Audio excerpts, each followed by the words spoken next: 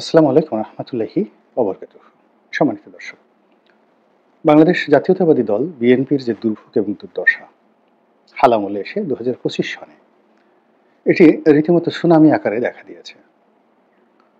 July August বিপ্লবের পর সবাই যেভাবে এক বাক্যে স্বীকার করত যে আগামীতে বিএনপি সরকার গঠন করবে এবং নির্বাচন হলে বিএনপি সেখানে নিরঙ্কুশ সংখ্যাগরিষ্ঠতা লাভ করবে, এবং পুরো ২০২৪ সালের যে জুলাই আগস্ট বিপ্লব পরবর্তী ৫ মাস সবাই ধারণা করেছিল যে বিএনপি যে শক্তিমত্তা আছে, জনপ্রিয়তা আছে, সাংগঠনিক ক্ষমতা আছে, সেই সাংগঠনিক ক্ষমতা দিয়ে তারা যে কোনো সময় সরকারকে স্কুইজ করতে পারেন, সরকারের যে কোনো কর্মকাণ্ড তারা প্রতিরোধ করতে পারেন, সরকারকে যে কোনো কাজ করতে বাধ্য করতে পারেন এবং রাষ্ট্রের যে কোনো বিষয়ে তারা আনঅফিসিয়ালি অনেক গুরুত্বপূর্ণ সিদ্ধান্ত নেওয়ার সক্ষমতা রাখেন। এই যে মানুষের বিশ্বাস, এই বিশ্বাস থেকে কি হলো, পুরো রাজনীতির যে অঙ্গন টেকনাফ থেকে তেঁতুলিয়া পর্যন্ত এটি উইদিন ১ মাসের মধ্যে বিএনপির দখলে চলে গেল রাজনীতির অঙ্গনগুলো, এবং এটি এখনো পর্যন্ত মোরাললেস প্রান্তিক লেভেলে, অর্থাৎ জনগোষ্ঠীর যে অংশটি গ্রাম অঞ্চলে বসবাস করেন কিংবা শহরের পাড়া মহল্লায় থাকেন এবং যাদেরকে দৈনন্দিন জীবনযাত্রা নির্বাহের জন্য স্থানীয় মাস্তান টাউট বাটপারদের সঙ্গে সমঝোতা করতে হয়, তাদেরকে ভয় পেতে হয়, তাদেরকে পাত্তা দিতে হয় এবং থানা পুলিশের সাহায্য এবং সহযোগিতা লাগে। এই জায়গাগুলোতে এখনো পর্যন্ত বিএনপি অঘোষিত সম্রাট রূপে তাদের কর্তৃত্ব চালিয়ে যাচ্ছে, কিন্তু এই কর্তৃত্ব সম্ভবত বেশি দিন থাকবে না। কেন থাকবে না? এর কারণ হলো যে আমাদের দেশে এই প্রান্তিক লেভেলে যে টাউটারি, মাস্তানি, বাটপারি কিংবা প্রভাব বিস্তার, এটি পুরোটাই নির্ভর করে থানা পুলিশ প্রশাসনের উপর, এবং থানা পুলিশ প্রশাসন বাংলাদেশে নির্ভর করে যে সেক্রেটারিয়েট অর্থাৎ সচিবালয় কি হচ্ছে বা সচিবালয়ের কর্তারা কি সিদ্ধান্ত নিচ্ছেন তার উপর, এবং সচিবালয় সাধারণত বাংলাদেশে, পাকিস্তানে, ভারতের কথা বলবো না, এখানে সবসময় তারা চিন্তা করে যে এখানে কি করে ক্যান্টনমেন্ট কি বলছে, সেনাবাহিনী কি বলছে, এর উপর কিন্তু অনেক কিছু নির্ভর করে। তো যেটা বলছিলাম যে এখানে বাংলাদেশে যা কিছু ঘটছে সেটি এখন ক্রমশ ফিকে হয়ে যাচ্ছে বিএনপির জন্য। বিএনপি নিশ্চিত করে বলতে পারছে না যে সেনা সদরে বা সেনাবাহিনীর মধ্যে তাদের জনপ্রিয়তা, তাদের কর্তৃত্ব এবং তাদের যে দলবাজি, এটি আওয়ামী লীগ সরকারের মতো আছে, বা তারা এই মুহূর্তে যাদেরকে রাজনৈতিক প্রতিপক্ষ মনে করছে তাদের মতো করে তারা এখন সেই তাদের যে ক্ষমতার যে কেন্দ্রগুলো রয়েছে সেই ক্ষমতার কেন্দ্রে তারা ছড়ি ঘোরাতে পারবে। পুরো পরিস্থিতি ডে বাই ডে মনে হচ্ছে যে কলকাঠি অন্য কেউ নাড়ছে, এবং যারা কলকাঠি নাড়ছে তাদের কারোর সঙ্গে বিএনপির সম্পর্কটা ভালো নেই। এই গেল এক। ২ নম্বর হলো যে বিএনপির প্রতিদ্বন্দ্বী হিসেবে একসময় আওয়ামী লীগকে মনে করা হতো, এবং আওয়ামী লীগ দৃশ্যপট থেকে চলে গিয়েছে এবং তারা এখন অসহায়।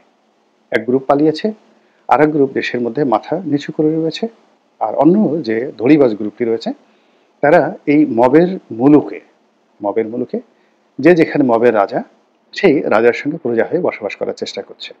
অর্থাৎ কোথাও যদি জামাত শক্তিশালী হয় সেখানে জামাতের হাতে পায়ে ধরা হচ্ছে, আওয়ামী লীগের যারা ব্যবসা বাণিজ্য করেন কিংবা জায়গা জমি রয়েছেন, সমাজপতিরা রয়েছেন, জাস্ট দল করেন কিন্তু এরকম যারা অন্যায় করেননি কিন্তু জয় বাংলার লোক, তো এই মানুষগুলো সবসময় মাথা নিচু করেন, মাথা নিচু করে থাকেন, মুখ বন্ধ করেন এবং মুসকে মুসকে হাসেন, এবং সুযোগ সাধারণত তারা সুযোগ সন্ধানী, সুযোগ গ্রহণকারী অথবা সাত পাশে নাই, এই ৩ শ্রেণীর মানুষ সাধারণত এইভাবে থাকেন।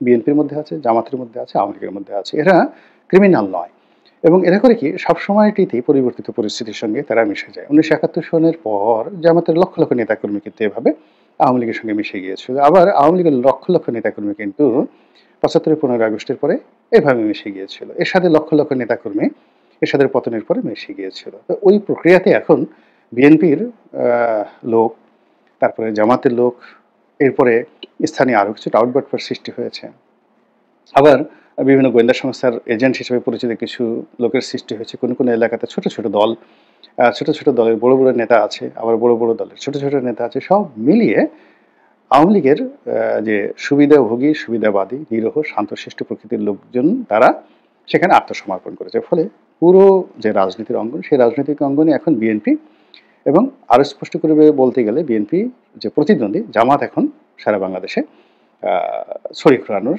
চেষ্টা করছে। এবং জামাত জানে যে প্রান্তিক লেভেলে তারা শক্তিমত্তায় বিএনপির সঙ্গে পারবে না। তো তাই এই কারণে তারা যে কাজটি করছে যে কৌশলগত অবস্থানগুলো রয়েছে যেখানে এবং কৌশলগত জায়গাগুলো রয়েছে, পদবি রয়েছে যেগুলো অনেকটা নিউক্লিয়ার পাওয়ারের মতো। অর্থাৎ একটি পদ যদি আপনার হাতে থাকে আপনি ১,০০,০০০ লোককে নিয়ন্ত্রণ করতে পারবেন। তো সেই পদগুলোতে আ আ যাকে বলা হয় নিজেদের লোক বসানোর ক্ষেত্রে জামাতের কাছে এখন বিএনপি অনেকটা শিশু মতো অবস্থানে আছে এবং তারা বলতে গেলে পরাজিত হয়েছে। এটা হলো পদের ক্ষেত্রে। এরপর কৌশলগত কতগুলো জায়গা রয়েছে। যেমন ভারত রয়েছে, পাকিস্তান রয়েছে। তারপর ক্যান্টনমেন্ট রয়েছে, বিচার অঙ্গন রয়েছে। এগুলো খুবই স্পর্শকাতর এবং কৌশলগত জায়গা। এই কৌশলগত জায়গাতেও দেখা যাচ্ছে যে আ বিএনপির যারা লোকজন তারা পাত্তাই পাচ্ছেন না। আর জামাতের যারা লোকজন রয়েছেন তারা সেখানে চেয়ার পাচ্ছেন, মসনদ পাচ্ছেন, ভালোবাসা পাচ্ছেন, আরো অনেক কিছু। তো এই কারণে কি হলো আ বিএনপি ক্রমশ তাদের সম্পর্কে যে ক্ষমতায় যাওয়ার, ক্ষমতায় থাকার যে ভাইব তৈরি হয়েছিল এটি ফিকে হয়ে যাচ্ছে। আর জামাত সম্পর্কে ৩ ধরনের পরিস্থিতির সৃষ্টি হচ্ছে। এক গ্রুপ যারা দুর্বল এবং অসহায় তারা জামাত প্রীতি দেখাচ্ছেন। আমি আওয়ামী লীগের এক বড় আ যাকে বলা হয় ডোনার, তারপরে বড় ব্যবসায়ী এবং পুরো ১৫টি বছর যিনি আ আওয়ামী লীগের সুবিধাবাদী ছিলেন একজন বিশাল গণমাধ্যম ব্যক্তিত্ব। তো তিনি আমাকে বলছিলেন যে, "রনি ভাই, আমার কাছে মনে হচ্ছে এবার জামাত ক্ষমতায় আসবে।" তো তার মতো শিক্ষিত সজ্জন ব্যক্তি এই ধরনের কথা বলছেন অথচ তার সঙ্গে জনাব তারেক রহমান সাহেবের কিন্তু সরাসরি কথা হয়। সরাসরি কথা হয়। এরকম একজন ইম্পোর্টেন্ট গণমাধ্যম ব্যক্তিত্ব।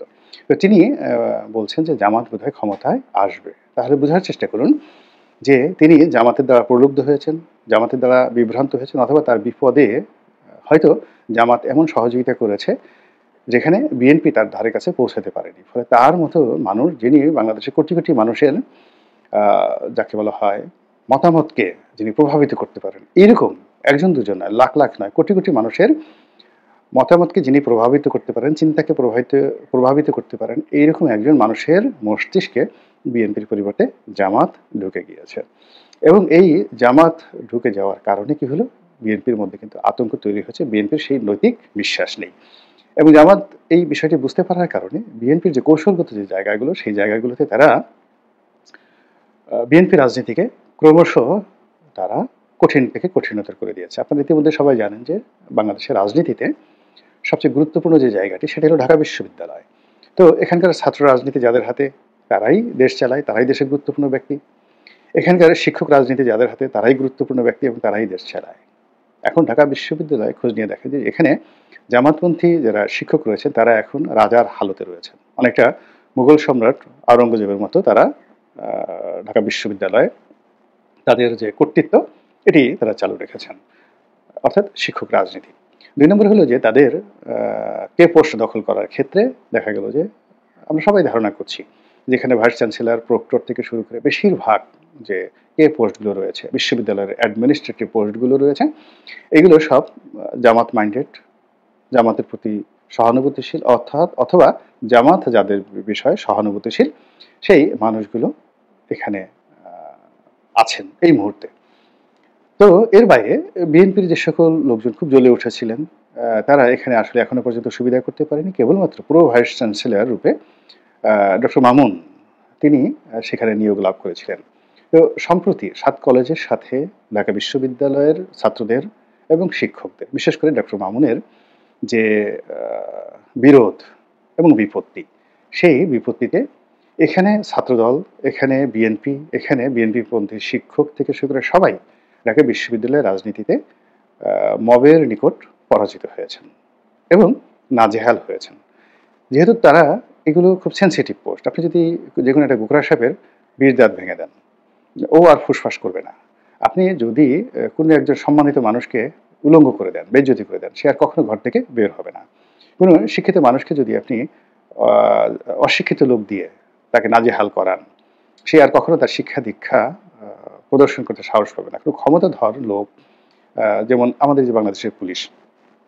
তো অস্ত্রধারী লোকজনদেরকে যদি আপনি নিরস্ত্র লোক দ্বারা ভয় দেখান, এগুলো হাজার বছরের ইতিহাসের একটা নরমাল ফেনোমেনা। তো নিরস্ত্র দিয়ে যদি আপনি সশস্ত্র লোকদেরকে ভয় দেখাতে পারেন, সশস্ত্র লোক অস্ত্র ফেলে সব পালাবে।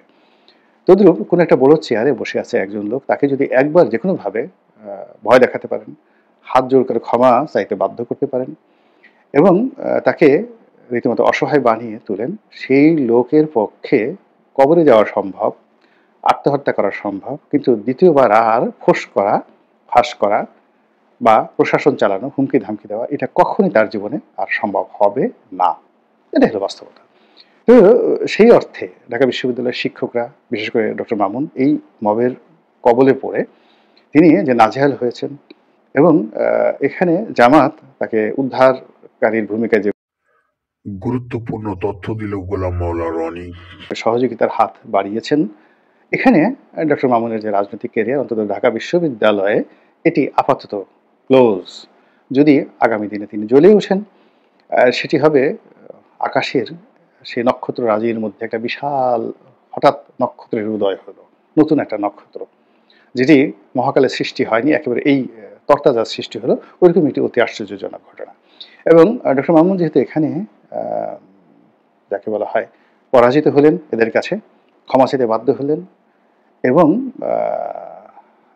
ম্রিয়মাণ হয়ে গেলেন, বিমর্ষ হয়ে গেলেন, এটার ধারাবাহিকতা ঢাকা বিশ্ববিদ্যালয়ে চলতে থাকবে এবং এগুলো অন্যান্য বিশ্ববিদ্যালয়েও ছড়াতে থাকবে।